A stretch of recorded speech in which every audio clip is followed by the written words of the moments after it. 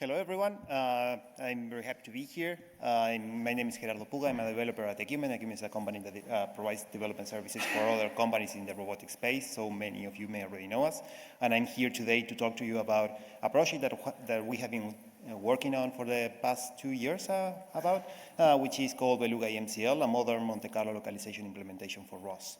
The talk is going to be like this. We are going to start with a short introduction presenting why we think it's important to have a modern version of the AMCL node. We are then going to talk briefly about the Beluga core library, which is the library that is underneath the Beluga AMCL package. And then we are going to be talking about the effort that we are doing to try to validate the results that we are getting with the node. And then we are going to be discussing availability, if you're interested, how you can get the package, how you can try it. And we are going to be presenting some lines of work that we've been doing in order so that you know where the project is going next. But the first question that probably many of you have when you read the title of the presentation is why creating a new AMCL node? We already have one, after all. NAP2 AMCL already exists and has been a key component of ROS for a long time already, right? Many of you already know it. It has been widely tested in the field. It has been used in all kinds of places. Lots of people have forked the project and created custom versions for their own uses. Many people know how to use it, so it's pretty much everywhere. But the thing is that the AMCL node has been around for a long time and it's showing its age. Some of the parts of the code are really, really old. During last year's ROSCon, someone said that the code was probably already beyond drinking age, and that's probably an understatement because some of the parts of the code are already 24 years old. Most of the code dates from the first few years of ROS1, most of the ideas that are implemented there were probably already around 2005, and many of them come from the probabilistic robotics book that many of you may already know. That's not a problem in itself, but the node itself is hard to extend. There's not a lot of modularity in it. There's not a lot of test coverage, which makes changes to it risky. And understandably, there's an approach to be very conservative regarding making changes to that node for that very same reason. So we began thinking, what can we do to make this situation better? So 2 years ago, we began trying to reimagine what the AMCL node would be like if we created it today. And we started thinking a couple of ideas. We thought that it should be written in C++17, which is the current standard for what ROS2 C++ code is using. It should be highly modular and with a layered design so that it was easier to customize than the current code. It should be conformant to currently accepted best practices regarding documentation, testing. It should have a high test coverage, both in order to test that everything works, but also in order to provide a safety net for future development. It should be ROS native, but not ROS bound, and that means that it should be very clearly divided the code that actually interacts with ROS and the parts that should be available for people to use in other parts, in non-ROS projects. But of course, it should also be compatible with NAP2 AMCL because people have been using that, and NAP2 AMCL has been providing a very valuable service for a long time already. But before talking about Beluga AMCL, I will take a brief detour and talk to you about the Beluga core library, because this is the library that is underneath the code in Beluga AMCL. The Beluga core library is a C++17 header-only library of reusable components that allow the creation of Monte Carlo localization particle filters. It provides a number of modules that implement the most common algorithms that you find in a particle filter. In particular, it provides sensor models, motion models, resampling algorithms, estimation algorithms, and other pieces that you need to build it. It relies on generic programming and range semantics, and it provides implementations that are both efficient and flexible. And it can be used in any modern C++ project because it's not tied to ROS. In order to show you how it looks like, you can see this example that was taken from the library's own documentation. If you are already familiar with particle filters, you will recognize that this is the update step of the state of the particle set in a particle filter. In this algorithm, we get the information from odometry, we get the information from the sensors, and then we apply the motion model, the sensor model, and then we do a resampling in order to reduce the number of particles so that the number of particles does not grow indefinitely. We also do some estimation here in order to be able to determine the estimated pose of the robot from the state of the different particles in the set.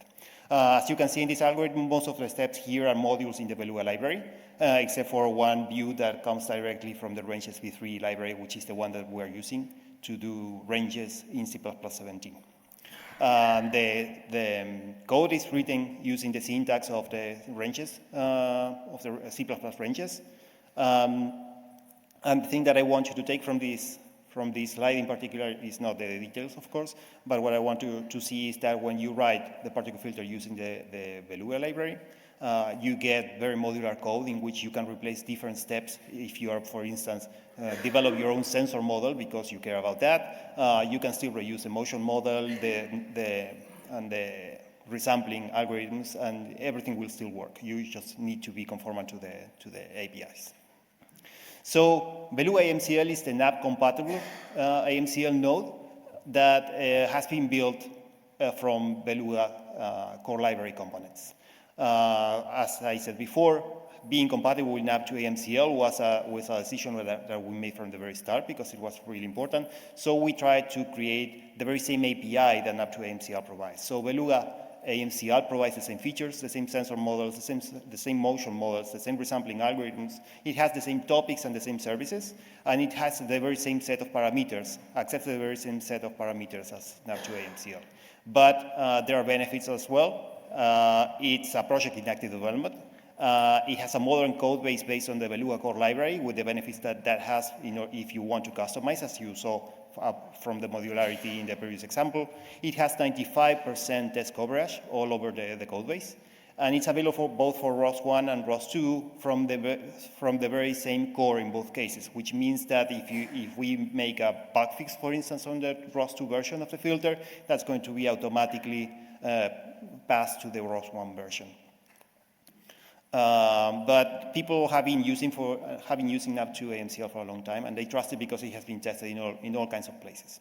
So in order to get the same kind of trust in Beluga, we need to test it a lot.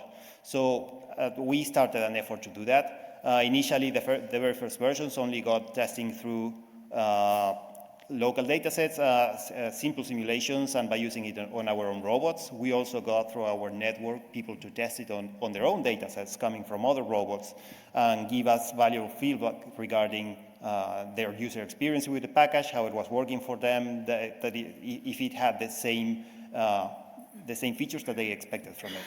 But after a certain point, that was not enough. We needed to scale up and to add more data, to add more types of robots, and to add more possible configurations. So we needed better tooling for that. And we needed something that helped us make systematic and repeatable assessments about the performance. For that, we leveraged another project that we have been working on for the past few years in Ecumen, which is a tool which is called LAMPkin. LAMPkin is a benchmarking tool that provides reproducible environments, declarative benchmarking definitions, standard performance metrics, and report generation. It's a separate tool, and I will not go deep into it. You can find out more about it if you go to the repository. The tool is already open source with an Apache 2 license. You can find the link there on the screen. But LAMPkin, what it does is it does the heavy lifting of running the experiments because it allows you to create a definition of the experiment, setting it up, running it, gathering the results, and creating the report, but we need data to run it with. So we needed to select a number of data sets that will provide us the input information. There are no data sets that we could find that are oriented towards testing or validating MCL nodes in general. But what we did find were publicly available datasets that were oriented towards SLAM. We could make changes to those in order to use them for our purposes. We selected the ones that are listed here on the slides. The Willow Garage dataset, the Toronto Warehouse Incremental Changes datasets, both for mapping and SLAM, the Magazino dataset, which is one that is a bit shorter, a few other shorter ones, and then because all of the previous ones only have backfiles that are up to 31 minutes long at the most, we also added 2 simulated ones that we created that are 24 hours long, so that we could gather information regarding CPU usage and memory usage over longer periods of time. We ran all of these using Lumpkin. We gathered APE metrics, which is absolute post error, which is the metric that is usually used for this. We ran each backfile in each data set, and for shorter backfiles, we also ran them across multiple iterations, and we gather a statistic over all iterations. And as you can see in this slide, we got metrics which are basically the same matching results for both Beluga AMCL and NAP2 AMCL in most cases. We did notice a difference in which NAP2 AMCL tends to give lower worst case values than Beluga for short backfiles.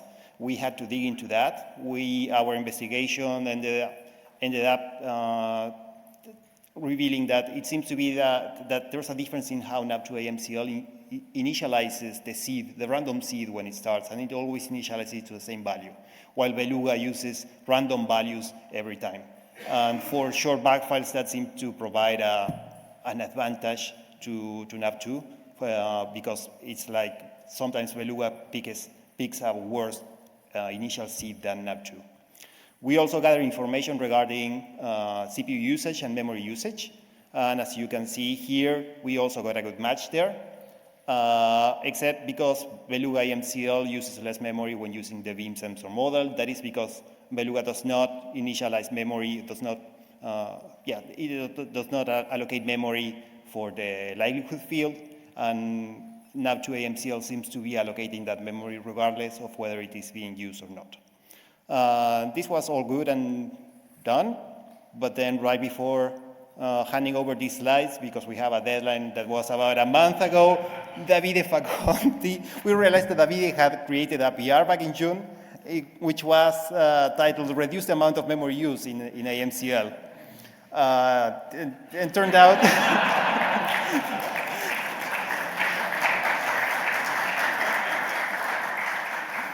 we had to dig into this. So of course, we looked into this, and it turns out that Davide realized that the memory usage in NAP2 AMCL was not nearly as compact as it could be. And he created a PR fixing that. It was only 30 lines long. The change was fully safe, so it got merged right away. Steve approved it right away. So it got merged. And as you can see there, the result was pretty dramatic. For large maps, I mean hundreds of meters large, the memory usage dropped by about 60%. So that's great for NAP2, but we were still using the amount of memory from the previous value. So we had to look into that again. We knew that our memory representation was pretty compact, so there was some other issue there for us. We investigated. I will not bore you with the details, but there was a bug involved, and there was an unnecessary copy that was being done. We fixed that already, but thank you, Davide, because you fixed both packages at the same time. So availability. The source code is already available. You can find it in the repository's license with an Apache 2 license. You can already find Beluga as APT packages for all of the current stable distributions, Humble, Iron, Jassy, and Noetic. So if you want to try it, you can already try it. How to try it? In order to try it, since Beluga shares the same API as NAP2 AMCL, if you're already using NAP2 AMCL, you just need to change the package name and the node name. And you can reuse the same configuration that you have been using, and then you can try it. If you do so, please tell us how it went. We want to hear your experiences with it. But we are not stopping here. This was only the first step for us. We wanted to create something that went beyond what NAP2 AMCL was providing. So we are now working on developing new stuff around the Beluga core library so that we can create new localization nodes with it. We are going to be talking about 2 lines of work that we have currently. We have some others, but I will focus on these 2. The first one is that we are working on a NDT-based localization and an NDT-MCL node. For that, we have that is based on the paper that you see there on the screen. NDT stands for Normal Distribution Transform, and the idea is that this sensor model, instead of using a grid-based representation of the obstacles, it uses normal distributions. That gives you better solutions and more repeatable results for localization, or that's the idea. We already have 2 prototypes working for this. We have a prototype that uses 2D LiDAR information, another one that uses 3D LiDAR.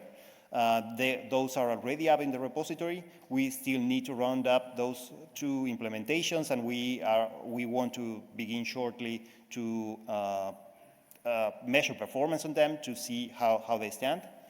But you can already find them there in the repository, as I said.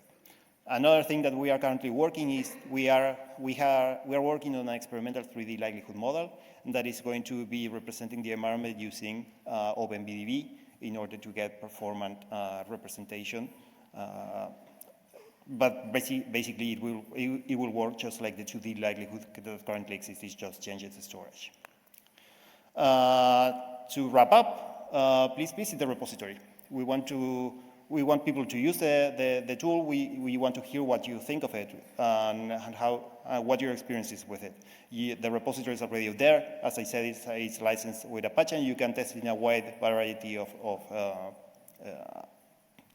distributions. That's it. And to close, please, there's a survey. You can access it with your cell phones, fill it.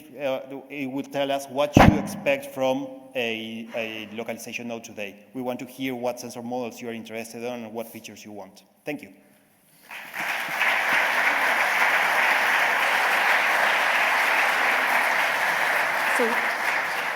So we got a bunch of questions. We got multiple questions about using custom motion models. Is this something that's going to be available in the future or is presently available? For the time being, we still have the same 2 motion models. It's relatively easy to create new ones. We are aiming to create an Ackerman motion model next. Next? Yes. How soon? It's still in the books. We haven't started yet. Okay. But it's part of a project that we have. Okay, and then there was a couple questions about LiDAR reflectors and landmarks for increasing accuracy. Any plan for that in the near future? Can you repeat the question? So do you have support for LiDAR reflectors or landmarks? We don't have, not in the ROS node that is there, but the Beluga core library does have a simple landmark-based model, landmark-based sensor model that we use for a small demo that we did last year. So you can use it to detect, for instance, localize using QR codes or anything that you can identify as a landmark with a pose. And we have another sensor model that has landmark bearing. So if you only have the direction to the landmark, you can also localize using that. There's a Beluga demos repository, and you can find an example using that sensor model there. Wonderful. So in the interest of time, we're going to move on, but I appreciate your talk. This is wonderful. Everyone give him a round of applause. And if you're sitting around the periphery, feel free to come in.